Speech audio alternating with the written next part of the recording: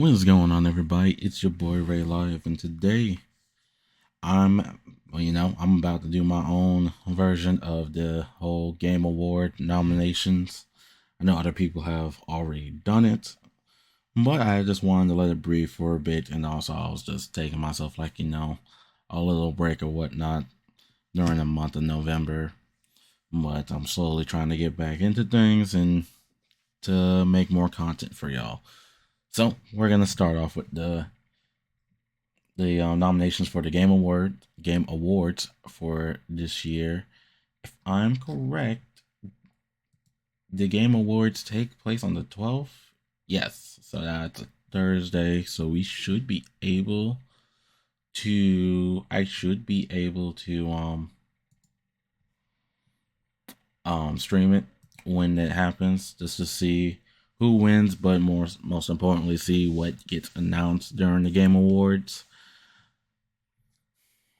And as I'm recording, the Players Voice Awards have not been posted, so we don't know what games are going to be listed down for Players Voice to go down in all 3 rounds. So we're gonna start with stuff I don't care about, and we're gonna end with Game of the Year. So we got Best Esports Team. And this is a category I just don't care about. So we're going to keep pushing. Then we got Best Esports Athlete. Don't know none of y'all. Best Esports Game. I can't speak on esports games, but I don't even know. What is Mobile Legends Bang Bang? I never heard of this. But if I had to pick like 3 that could potentially win this, is Valorant, League, Counter-Strike 2.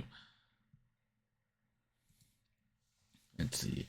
Content Creator of the Year.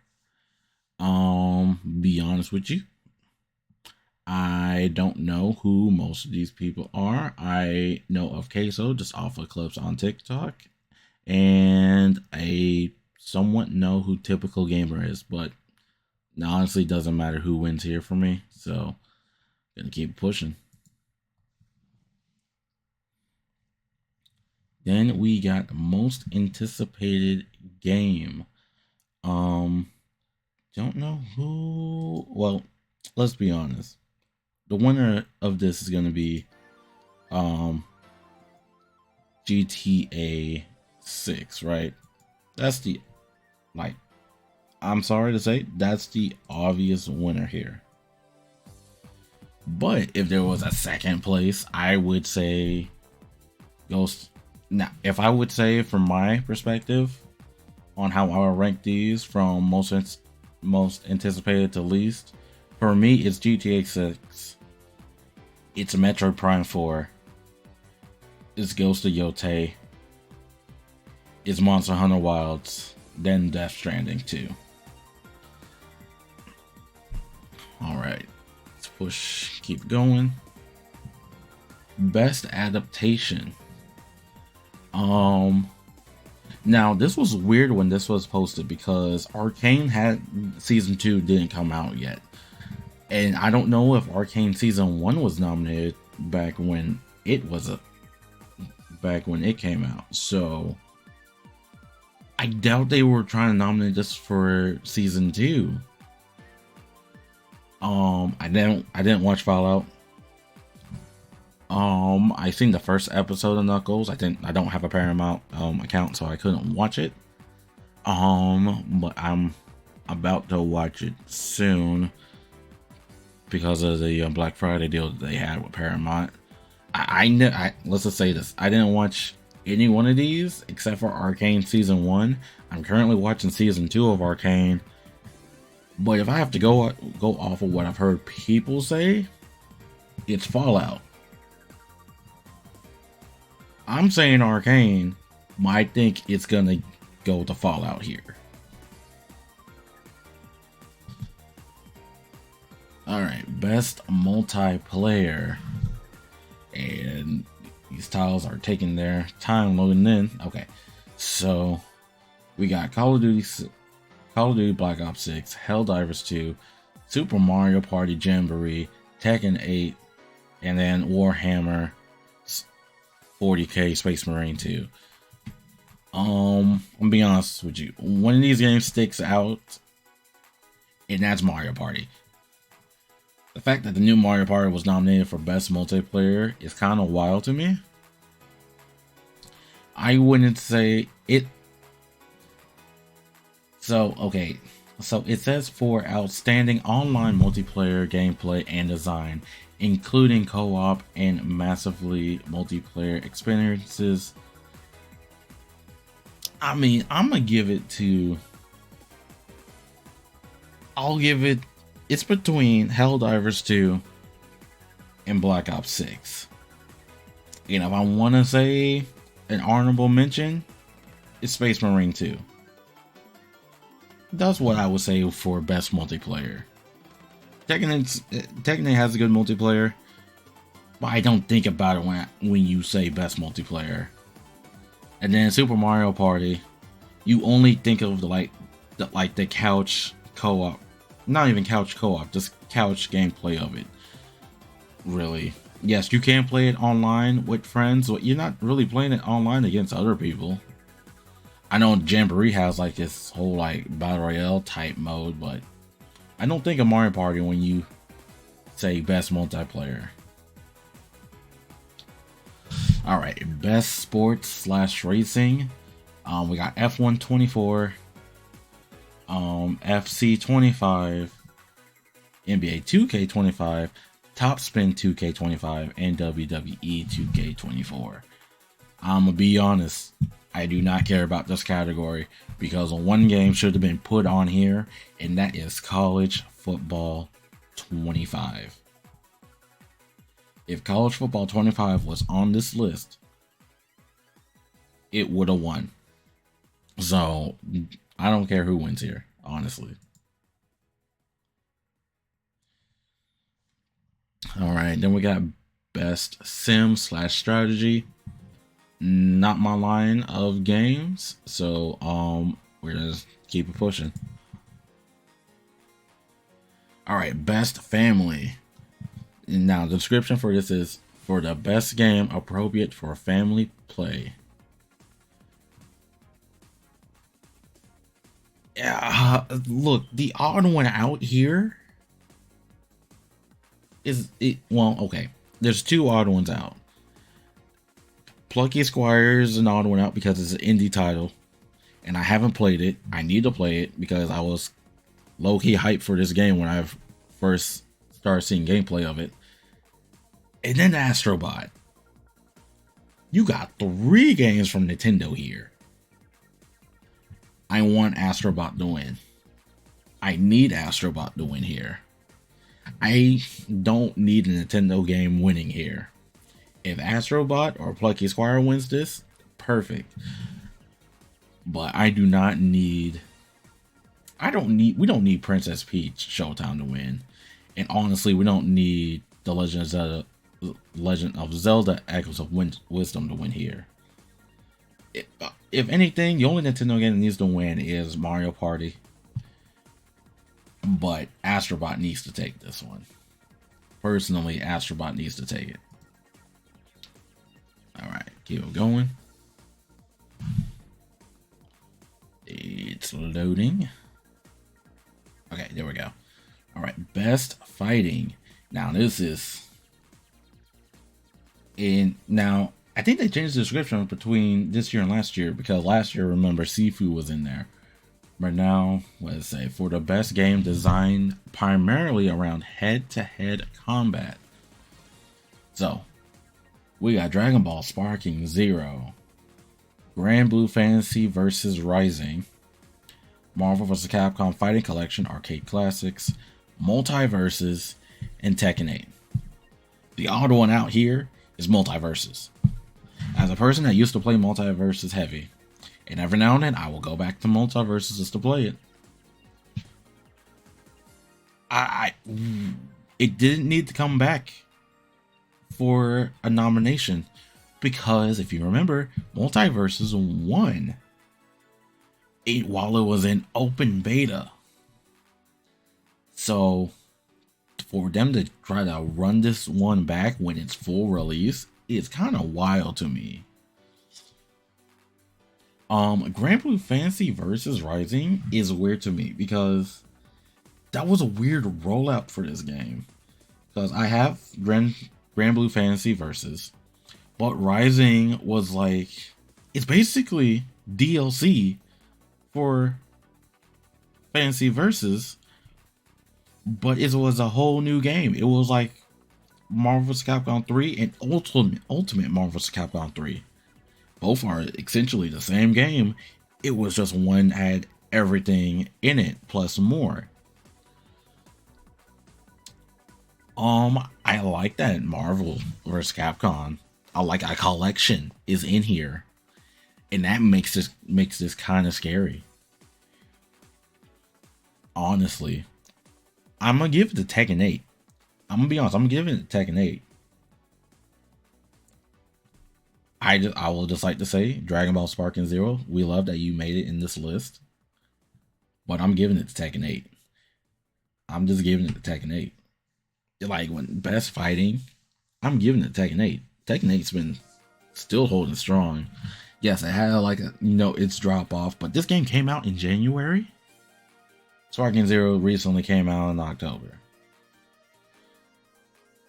So for holding it down for this long, and for you to recently just come out, I'm giving it Tekken 8. Alright, best RPG. Now this is where things start getting weird. Because this description for this says, for the best game designed with rich player character customization and progression, including massively multiplayer experiences. Alright, if we're saying including massive multiplayer experiences, Final Fantasy VII Rebirth does not belong in this list. Like, Infinite Wealth doesn't belong in this list just off of that. Metaphor Refatez does belong. Elden Ring does belong because it has that online aspect. And I think Dragon Dogma 2 also slightly has some type of online feature. Not like when you play with people co-op, but like some form of like an online presence to it. So here's the thing. The only game out of this list I have touched is Final Fantasy VII. So honestly, if I had to pick 3, it's Metaphor, Final Fantasy, and we'll say Elden Ring. Those are my 3 to win it. Now, this is why I say it gets weird. Now it gets weird starting here because we got best action adventure. So this is saying for the best action / adventure game combining combat with traversal and puzzle solving.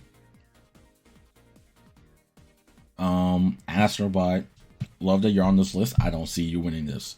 Prince of Persia Lost Crown honestly needs to win this. It needs to win this category. Because after what Ubisoft did to the team that made this needs to win. Silent Hill, I guess it has puzzles. I don't know. I haven't played Silent Hill 2. Surprise Star Wars Outlaws is here, even though people gave that game a hard time.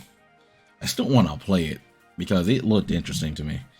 Then The Legend of Zelda: Echoes of Wisdom. If you're talking about puzzles, this game will definitely have those puzzles in it. I want Prince of Persia to win. If I have to give a close second, I'll say Legend of Zelda. I'll say it. Now, best action game. For the best game in the action genre focused primarily on combat, we got Black Myth Wukong, Call of Duty Black Ops 6, Helldivers 2, Stellar Blade, and Warhammer Space Marine 2.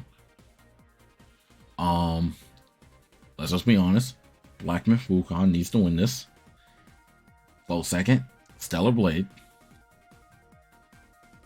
It's between Black Myth and Stellar Blade. If another game wins it, I'll be honestly surprised. But it should go to Black Myth or Stellar Blade. But the fact that we have a category for best action, best RPG, and best action adventure is kind of wild. Because best RPG goes many ways. And I feel like we're missing something in best RPG. I'm trying to think. What's an RPG game that came out? I'm going back to RPG real quick. We are missing a game, aren't we? Dragon Dogma 2. Shadow of the Earth Tree. Oh, I know what we're missing here. Persona 3 Reloaded. Or Reload. Whatever it's called. The remake of Persona 3. That rightfully should have been in this category for best RPG. Alright. What's next? Best VR/AR. I don't have a VR. So this can go to anyone. Best mobile. Okay. I've only heard of AFK Journey. Everybody's talking about this indie game Belantro. Pokemon trading card game Pocket literally came out. Withering Waves, I've seen, not many, but I've seen some people play it on Twitch. And I've seen people play Zenless Zone Zero. Me personally, because it's weird, right? Because it's best mobile, right? I'm giving it the Zenless Zone Zero. Then Pokemon Trading Card Game Pocket. Then Withering Waves. I don't see Belantro winning this. And I don't see AFK Journey winning this either. So Zenless, Withering Waves, Pokemon. Best debut indie game. I have played none of y'all. Shout out to the indie games making a debut for their studio. Pluggy Squire, we see you again. I can play you. I literally have you downloaded. I just need to play you. But Animal Well, I mean, I have none of these other games. I think Manor is on Game Pass. I need to double check. If it is, we may look into it just to see what kind of game it is. But Belantro's here. Anybody can win this, honestly. And then we got best independent game. So we are back with Animal. We're back with Belantro. I have no idea. Loreley and Laser Eyes. Don't know what that is. Neva, I've heard of you. Don't know about you. And UFO 50. This is the first time I'm hearing about this game still. If we have to say best independent game, it's either Belantro or Animal Well. Never could be like a surprise for me. Best community support. Recognizes a game for outstanding community support, transparency, responsiveness, inclusive of social media activity and game updates and patches. Best community. I don't give it to Helldivers 2. The only reason I'll say it doesn't go to Helldivers 2 is because of the controversy with the PlayStation accounts for PC players. That's why I'm not giving it to Helldivers 2. I think either it has to be No Man's Sky, right? For 10 years, this game has been a thing and the community has been behind it. It has to go to No Man's Sky, right? I don't see Fortnite. I don't see Final Fantasy 14. And I don't see Baldur's Gate 3. You know what? I will see. I can kind of see Baldur's. Well, no, because Baldur's Gate, I don't think they really had any big updates for the community. Maybe like a new race for your character, but I'm giving it No Man's Sky. If anybody else wins this, I'll be kind of surprised, but No Man's Sky. Best ongoing. Now, first thing first, when you think of best ongoing, yes, you do have a Fortnite. You do have Final Fantasy 14, Diablo 4, Destiny 2, and yes, even a Helldivers 2 at this point, right? For the newest one out of the bunch. But where is like the Xenoverse, Dragon Ball Xenoverse 2? Where's like the games that's been like, where's the GTA? Where's GTA 5? Like, there's been games that have been getting updated for the longest, and that's only two of them. Like, Shinobi Striker still gets DLC for some odd reason, still gets stuff. Like, there's other games that can be put on this list, and I'm kind of tired of seeing the same games get put on this list. The fact that Apex is not on here, I like that Apex is not on here, but Apex is also one of the best ongoing games. So I really don't care for this category. I feel like you just need to add more slots into this category. So let's keep it going. Alright, games for impact. Now, I haven't played, only played one of these games. I haven't finished it. And that is Tales of Kanzera Zao. If you want to see, I have a video and a live stream of this game. You can watch it if you want. But I can play Hellblade 2, but I want to play the first one. And both games are on Game Pass. These other games never. I think, if I had to say, it's between Tales of Kanzera, and I'll say never. I can't speak on Life is Strange. I can't speak on Indica. I can't speak on Closer to Distance. But Tales of Kanzera, never. I can see. I heard about never, right? So I can see what the impact is there. Tales of Kanzera Zao, from what I played, it did make me want to play more of it. So if you want to see me play more of it, just comment. Let me know. Innovation and accessibility. This is not a category for me.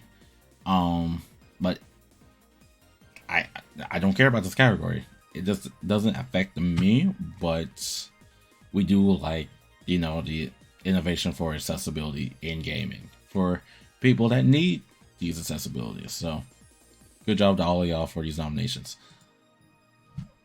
Best for performance. When I tell you this category is not for me, because none of these names rings any bells for me, right? Mainly because I haven't played 40 games here. But I played Rebirth, right? I'm playing Rebirth. And just off of seeing the person's name, couldn't tell you who they voiced. I'm gonna be honest with you. So whoever wins wins. Sorry, but yeah, whoever wins. Best audio design recognizes the best in-game audio and sound design. I'm gonna be honest with you. It needs to go to Astrobot. I feel like it's gonna go to Black Ops 6. I wouldn't be mad if it goes to Hellblade 2. Those are my three that can win this. It's Hellblade 2, Black Ops 6, or Astrobot. Best score in music. I haven't finished any of these games. Only played Astrobot. Haven't finished it. I haven't finished 7 Rebirth. And I played a demo for Stellar Blade. But these other two games, couldn't tell you what their things sound like. So, yeah, you know what? Let's give it a Stellar Blade. I heard good things about Stellar Blade's score. So we'll give it a Stellar Blade. Alright. Best art direction. needs to, I'm not gonna say needs to go. Let's see. For what is it? For outstanding creative and or technical achievement in artistic design and animation. All right, so we're not gonna act like it should go to Black Myth Wukong, right? It should go to Black Myth. If any other game here gets it, I will be honestly surprised. It should go to Black Myth. Alright, best narrative. Or outstanding storytelling and narrative development in a game. I wish I played more games, bro. I couldn't. Whoever wins this, honestly wins this. I can't say who is going to win this. Because Rebirth is like, it is telling a story, but we're not going to be able to finish the story until we hit the last game. Metaphor, I don't know what the story is there. I know it builds with a whole lot of character developments from your whoever's on your team and whatnot. I'm surprised Like a Dragon's in here, honestly. But anybody can win this. I'm gonna be honest, I don't care for this category. Best Game Direction, awarding for outstanding creative vision and innovation in game direction and design. Creative vision and innovation? Do we say Black Myth here? I say Black Myth here. Like creative vision, Black Myth. Innovation, Black Myth, maybe a little bit of Astrobot. But I'm saying Black Myth. I'm saying Black Myth. I feel like Elden Ring might win this one, low key. Elden Ring or Final Fantasy, but it should go to Black Myth. Alright. In Game of the Year, which I just realized it is the same games as Best Game Direction. Recognizes a game that delivers the absolute best experience across all creative and technical fields. Personally, my Game of the Year is Astrobot. That's me personally. I love this game. It is so good, so simple, and this is honestly the best game to win it because it checks off everything. It is just a celebration of gaming in itself.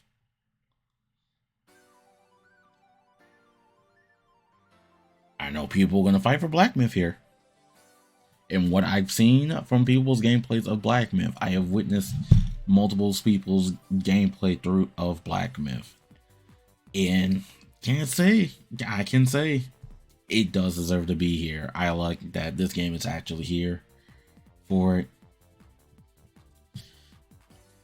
Now, the one game I can't say Elden Ring. I cannot say Elden Ring. And it's not because it's DLC. I just can't see it as somebody's Game of the Year. Like, did the first Elden Ring win Game of the Year? Not the first, but like, did Elden Ring win Game of the Year? I don't know. Right? I couldn't tell you. I don't have another tab up or anything. I don't feel like pulling up a tab. This is just supposed to be a one take. So, can't see Elden Ring. But I don't know what you would switch Elden Ring out with. Personally. I know people are gonna... I think people don't like Elden Ring being here because it's DLC. It's a big DLC. $40 worth when it came out. But people are like, well, it can't win Game of the Year because Shadow Archery isn't the game. You have to buy Elden Ring or you can play Shadow Archery. And just for you to play Shadow Archery, you have to do all this different side stuff to be able to play that DLC. Yeah, whatever. Look, it's here. Respect that it's here. I just can't say it's game of the year. If I have to give it a 3, it's Astrobot Black Myth. And a little bit of bias here, I'm gonna say Final Fantasy VII Rebirth. But that is just to me. That's what I think. What do you think? Game Awards, December 12th. And also remember, Player's Choice that will open up on the 2nd. So that's actually, as I'm recording, that opens up tomorrow. So by the time this video is out, this will be already open. I'm hoping people will put, I don't think it's gonna win Player's Choice, but one game I thought should have been put in for Best Family is Sonic X Shadow Generations. But I'm thinking it's gonna do the same thing like last Game Awards where Sonic Frontiers wasn't nominated. People put it in like the Player's Choice or Player's Voice for like round 1. I don't think it made it out of round 1. If it gets put on Player's Voice, I'll be happy with that. But that will do it for us. Tell me what your game of the year is. And what you are expecting out of the Game Awards this time around. I don't know what to expect for game announcements. I would like a Sega update for the games that they showed off last year. But we'll just have to wait until then. Your boy's gonna be working on just some simple videos for this month, and then we'll try to get full running in the year 2025. But for right now, this is what we got, and I'll catch you on the next one.